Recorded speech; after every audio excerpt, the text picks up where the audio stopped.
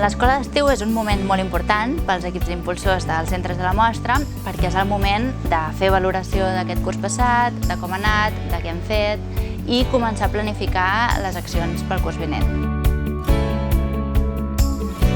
Demostrar que qualsevol centre pot canviar si té propòsit, si té suport, acompanyament, si té accions de formació i si té aprenentatge entre iguals, significa que tot el sistema pot canviar.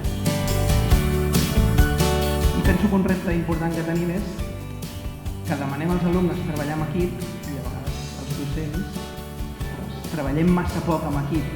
La veritat és que dona energia, tot i ser final de curs, és una formació que dona energia, que fa equip i que a més crea xarxa amb les altres escoles que formen part de la mostra, que durant el curs a vegades és difícil de poder-te trobar o de poder-te comunicar i és com un punt d'unió, no?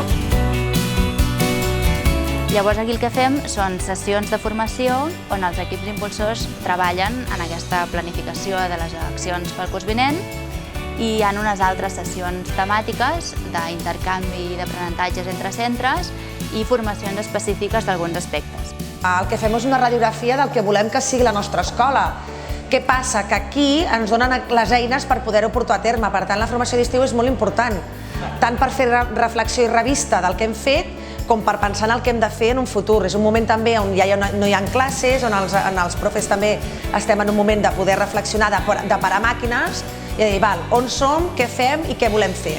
Jo crec que el més important de la formació de l'estiu és el fet de que diferents escoles que estan en situacions semblants però alhora en parts del seu procés diferent, doncs puguin treballar plegades, compartir neguits i parlar-se entre elles. Aquest tercer any el lema és el viatge continua.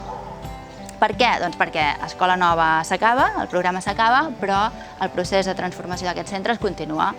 El programa ens deixa anar de la mà i hem d'aprendre a anar sols i a planificar-nos i a fer un full de ruta que sigui real, assumible, assequible i bé, és un gran repte. Que tot el que hem après durant aquestes formacions i durant aquests 3 anys poder-li donar continuïtat, perquè penso que ha sigut una base que ens ha ajudat molt a avançar cap a aquesta transformació. I aquesta idea de conèixer altres centres que estan en la teva situació o que són molt similars i que per tant podem fer xarxeta, ens passem els mòbils, escolta, vinc a veure, tu passa'm aquest material, aquest projecte que me'l vas ensenyar aquell dia a l'escola d'estiu.